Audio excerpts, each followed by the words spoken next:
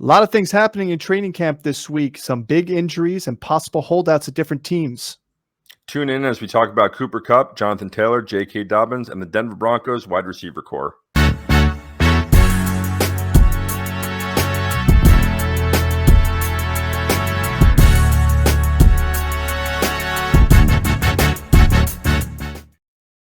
Welcome back to a Standard Fantasy Football Podcast. I'm your host, Jono, and this is my co-host, Chris.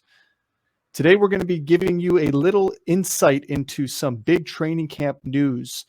Some injuries, as we said, and we also have some possible holdouts that are going to make things very interesting in Baltimore and in Indianapolis. As always, don't forget to like and subscribe. Hit that notification button so you get all the updates as we drop them. So let's get into it. Biggest one, I think, the biggest news that's affecting your drafts and other people's drafts possibly is going to be Cooper Kupp. So big thing about Cooper Kupp, he got a hamstring strain. News out there is saying that he's going to be missing possibly the season opener and second week. So it's obviously not a grade 1 strain, as we know, just based on talking about different things with Joe Burrow and the calf strains in the past. If you are a fantasy owner in the top 5 picks, Chris, are you fading Cooper Kupp in those 3, 4, 5 pick where you probably would have taken him and going with somebody else? I think we're talking standard here. In PPR formats, maybe not, but in standard formats, yeah, I'm going to fade him. I still think he has first round grade. I did a short on him when the injury happened. I still think he does have a first round grade, but I think he is going to slip a couple picks. And people are going to be more inclined to take Jamar Chase, to take Tyreek Hill. I still think he's going to go above Devontae Adams, but how can you pass up on, Chubb and Henry and Saquon, who are not dealing with injuries, who are going to get volume, especially the hamstring? I mean, we've seen. So the thing about Cooper Kupp's injury is all of his injuries have been on his left leg. So we know that he's going to overcompensate now. It's going to lead to a future injury. It's more predictive of a future injury, especially in the soft tissue. And especially at the wide receiver position, hamstring issues tend to linger the entire season, if not for a couple of years. I mean, Julio Jones quite literally got hamstringed by his hamstring. I mean, his entire career was hamstringed by his hamstrings. Right, by his hamstring. Now, I still think Cooper Kupp, just based on the heavy kind of hyper targeting he's going to have from Stafford, that he's still worth a first round grade. But it's kind of projected already that he's going to miss at least the first week of the season, if not the first 2 weeks of the season. And let's say you have him for 6 weeks and he has some kind of injury to that left leg because of the hamstring issue. I don't think he should be slipping into the second round just based on what kind of player he is and what the offense that he's in. And if Stafford's healthy, which Stafford is, that he's going to get the hyper targeting that we've seen from him in the past, and we've seen from these two in the past. So yeah, I think he would drop out of my top 5 in terms of where I would take him. I mean, like, again, Eckler, CMC, Chase, Jefferson, Tyreek Hill. There you go. There's 6 players right there that I think are going to go above him. And here's the thing too about when you're talking about this first round pick is you want more of a sure shot. You're not going out there with any question marks. I mean, you can make arguments about anybody as your first round pick that your gut feels about it. But when it comes down to it, you want a guy that has a solid floor. And then the ones who are going in those top 5 are going to be the guys with a solid floor with very high upside. Your CMCs. Yeah. That's why people argue all the time, and I'll say it till I'm blue in the face, that Nick Chubb, the fact that he's going outside the top 6, 7 picks in the draft is unbelievable to me. The guy's got one of the highest floors out there. And same with Derrick Henry. Those two guys, highest floors out there. They're guaranteed to give you the points every single season, and yet their upside is above that, and they're frowned upon, and they always finish in the top 5. I mean, we've talked Chubb about finished outside the top 5 a couple times, but last year, top 5. Derrick Henry's finished in the top 5 when healthy. So, I mean, I don't know. We've talked about it as 2 points is you don't draft due to injury, but this is something that, or predicting injury, but this is something where he has an existing injury now. So it's not predicting an injury for the season. Like, oh, if he gets hurt, is he worth it there? But you're right. Like, we've talked about drafting safe in the first round, especially in the first half of the first round. It's not going and getting like a ton of guys with the most upside. Like a lot of people talk about, Bijan this year with all the upside that he has, and they're going to draft him as such at his ceiling. But like, I want to draft in my first 6 at their floor. So the top 6 picks are all going to be at the floor. Like, I can make an argument that now with this hamstring injury that Kels can probably get drafted in front of Cooper Kupp as well. And so it would probably put him at the 8, 9, 10 spot. And like, if you're sitting there at the 8, 9, 10 spot and Cooper Kupp comes to you, you shouldn't be afraid to draft him. Like, again, last year when he was healthy, he never scored under 10 points in standard. Yeah, he had the most points so, fantasy points per game to a wide receiver position. So, he only played 8 full games. But but that being said, with Cooper Kupp, the one thing you got to watch out for is the best predictor of injury is past injury. And the fact that it's been on the left leg, the fact that this is a soft tissue issue after an ankle issue last year, you got to be careful. You got to watch. You don't want to have that one where he comes in, plays a couple games, aggravates the hamstring. He's out for a bunch of games. It's great if you have him for the fantasy playoffs, but you got to make the playoffs too. So let's move on to our next big piece of news. And in regards to and that's why I think another first round pick. And the other first round pick is going to be Jonathan Taylor.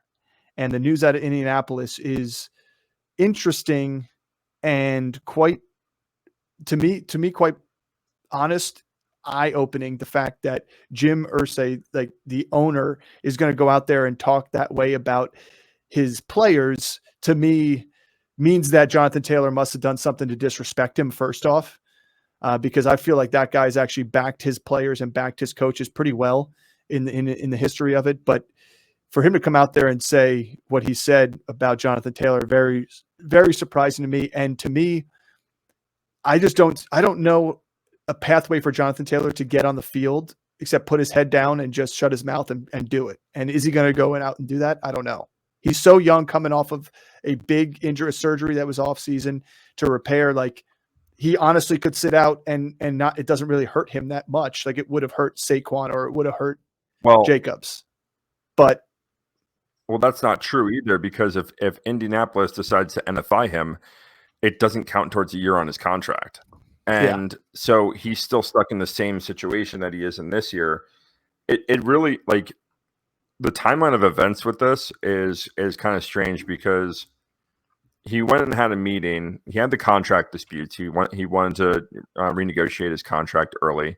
He had 2 years left on his deal. He went and had a meeting with Irsay, and immediately after that meeting, he requests a trade. So something must have been said there. And then the reports came out that he has a back injury. And then the tweet comes, and then Jonathan Taylor tweets out that he doesn't have a back injury. He's never had a back injury. And they are basically going to strong arm him into playing. And I don't have the numbers in front of me, but he wasn't a high draft pick. And so his rookie contract is not that much. And so I can't imagine, like, and Pat McAfee kind of talked about it this week. Like, he'd have a stronger stance if, like, 2 years ago he came out and said, hey, I want all this money. Like, I want to renegotiate. But last year he played in 11 games. He had four touchdowns or 800 something yards. Like, he didn't have a leg to stand on. 2 years ago when he ran for 1,800 yards and had 18 touchdowns, that's when you say, yeah, I think I deserve a pay bump. But I think he's gonna have to play out this contract. If Indianapolis stands tall and says, we're not going to trade you, you're going to play out your contract, you're going to play here, and it's uncharacteristic from Irsay to disrespect the player. So something had to happen in that meeting where it was said he's a vocal guy. He's a vocal guy, but I mean, he's willing to save a whale and fly this whale and spend 4 times the contract of Taylor to save a whale, which is funny in itself. But that being said, Jonathan Taylor was a 41st pick overall, I believe, second round pick. So he doesn't get that 5th year option that the first round picks get. So that hurts him too as well. So you're right though. If they put him on the non-football injury list and he doesn't get paid for the season, and all of a sudden he's coming back to the Colts again with the sour taste in his mouth, I just don't see how you come back from the what requesting the trade, the quotes that were said by Irsay, and the way Taylor has kind of handled the situation. I mean, I've seen there's footage of him at training camp out there in a hoodie, but to me, I just don't see a positive pathway for Taylor. Somebody who, again, he ran for 1,800 yards and led the league, and is a great running back, but in a team that's rebuilding, do they want to pay this man? Do they want to just ship him off? Do they want to try and trade? There's really no way for him to really bargain himself and win this battle with the owners, just because of the nature of the running back position right now. Well, yeah, I mean, Irsay said it. He said, in the CBA that they negotiated, the players negotiated for the CBA, and this was part of the deal. This was what they negotiated, and when the CBA comes up in 3 or 4, or I think it's 5 years, then they renegotiate again. I agree, something needs to be done about the running backs position, because if they're going to work you and give you 300 to 400 touches in your first 2 years, average, and in your first 2 years, and then they're just going to cut bait with you while you're still cheap, while you sit around the league and you see the quarterbacks getting paid $50 million plus a year, and these guys are fighting for $2 million a year, and they're arguably on some teams more valuable to their team. And I would say Jonathan Taylor is in that situation where he's more valuable to his team right now. Here's what I'll say on Jonathan Taylor, though, is a lot of people were off him anyway with Anthony Richardson being there. And so this just muddies the water so much more. I really, as good of a player as we've seen him be, I want no part of him.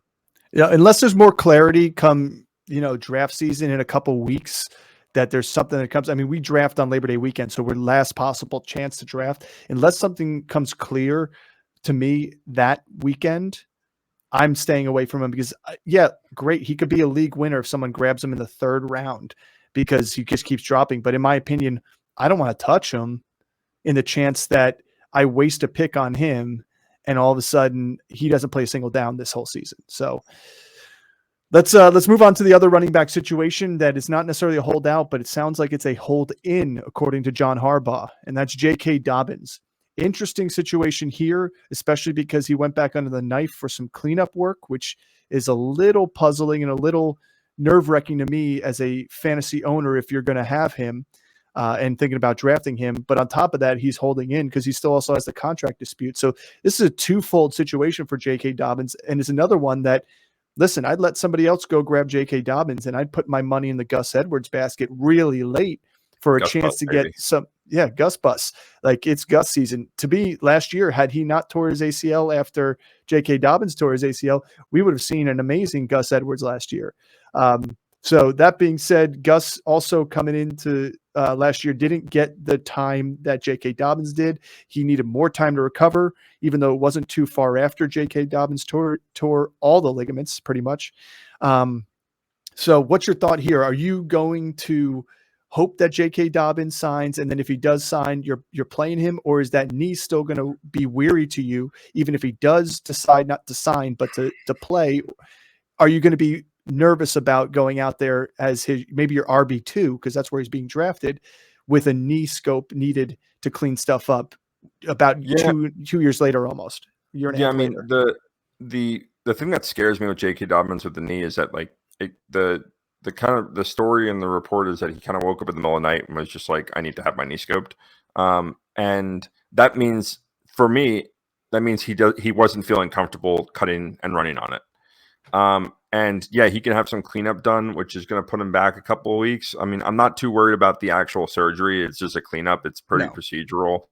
It's just going to be arthroscopic, and they're going to go in and out. It's going to be relatively minor. And if he feels better after it, I think J.K. Dobbins is in line for a huge season. I'm not worried about the contract. So if he looks right and he's back at the tail end of the training camp, and we get to see kind of him moving around and running on that, I like J.K. Dobbins where he's going. I'd probably still want to get him in the 5th round is kind of where I would target him. But that's a guy, if he goes there and people are concerned that he's not going to play, then I would love to have me some J.K. Dobbins. I still would love to have Gus Edwards because of the injury risk that J.K. Dobbins has, especially if he does feel unsure. He was a candidate for a zero running back, to kind of go later. And I don't think he's a candidate for that anymore, just because I think there's too much uncertainty around the knee. So if I'm going to go late on running back and I'm going to fade them completely, I want a guy that's at least going to be healthy and going to get some volume there. So yeah, I still want J.K. Dobbins. I don't think I'm off of him because of this. It's a little bit concerning that he didn't feel comfortable on it, but that's it. I mean, he's going to be back. This is really minor. This isn't a soft tissue thing. They're just cleaning But this up. is my concern. This is my concern with him. My concern isn't the scope work that had to be done. To me, that was almost a quote unquote.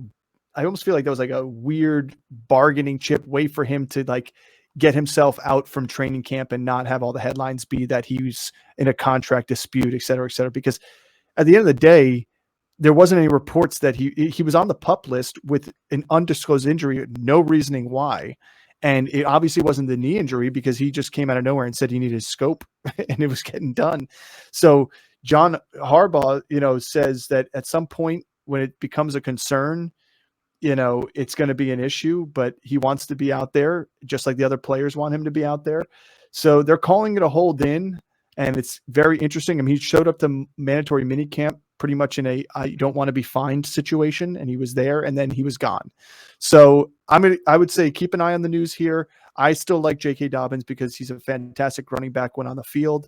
Again, I agree with you. Knee injury is not going to bother me because he showed it towards the end of the last year after he started getting a little bit more groovy under his feet, that he was a little bit better. But to me, I'm more concerned about what's going on. And it's another running back situation. So let's go into the last one that is an injury concern. And it's pretty much a season over for two players, possibly for the Denver Broncos. Definitely one with Tim Patrick tearing an Achilles. That is a severe injury that we know is a season-long recovery, plus more, sometimes two as well. The darling of last year, as I called him, everybody had big, high hopes for him. Tore his ACL, comes back, and in training camp, tears his Achilles. It sucks. It's one of those things that it's an inherent risk with the NFL and playing sports. But the worst part for the Denver Broncos is the fact that KJ Hamler, the day after, I'm pretty sure, or 2 days later, decides he's going to be let go by the Denver Broncos.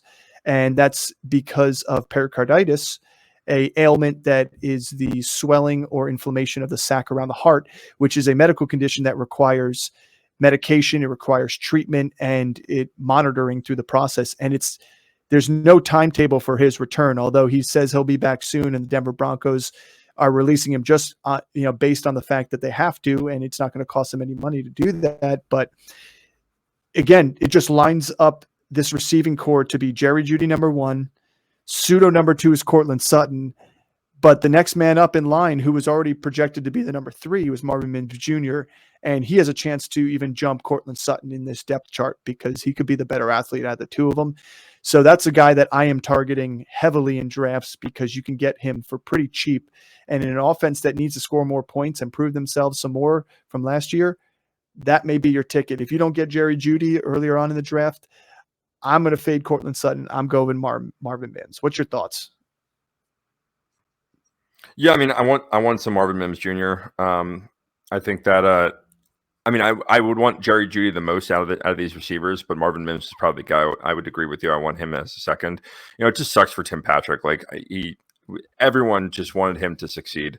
To have a bad knee injury last year where he tears the ACL, and then having in the early stages of training camp tearing your Achilles, it's just rough. It's you hate to see a player go back-to-back seasons where they have major injuries that are going to be season long, and then with KJ Hamler, who's a versatile back that is going to have use in that offense, to have a condition like this, I hope everything's okay with him. This is much, you tear an Achilles, you're going to recover from that. Pericarditis is something where you're actually concerned about this guy's health, and you want to make sure that he recovers really well. And we all saw last year how scary it was with Damar Hamlin, and we don't want another one of those scenarios during a live game or even during practice. No teammate wants to see that from another person that they spend a lot of time with. And we both played sports and played football together. You know, you develop brotherhoods with those guys, and to see a guy go down like that.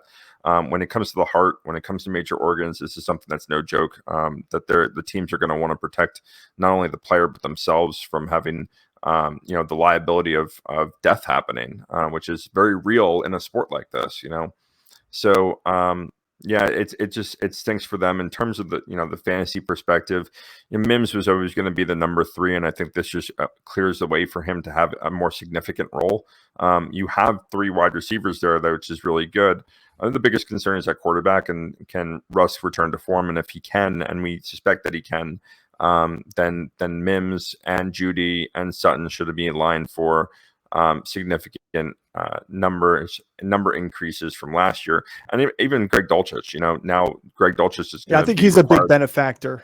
Yeah, I think he's going to be a big benefactor because I don't know how much they're going to go 3 wide, and if they don't go 3 wide, you got to assume Sutton's going to be the second man out there. I think Dulcich definitely has the uptick here as well because for sure. I think there was going to be a carousel maybe in that wide receiver 2 position between Mims and Sutton is my projection by mid-season because cream rises to the top, the better player is going to be there. Young, more athletic guy. Sutton just didn't look good to me last year. They were saying he's coming off, finally coming off that knee injury. He's going to look better, and he just couldn't create separation. He had a lot of bad drops. Judy had bad drops, but that's the state of his career, to be honest with you. So I like Mims. I love Judy because I think this is going to be a big season for him. It has to be for the Broncos. It's make or break season for Russ and Sean Payton. So why not put it in the hands of your best player on the field, and that's him. And honestly, because we are unsure about Javonte Williams and his timetable of return and how he's going to be off the knee injury, your best offensive player is Jerry Judy. So, yeah. Well, thanks for tuning in for this training camp insight. Again, take a look, hit the notification button so you can get all the drops we have. And don't forget to like and subscribe and share this with everybody you know.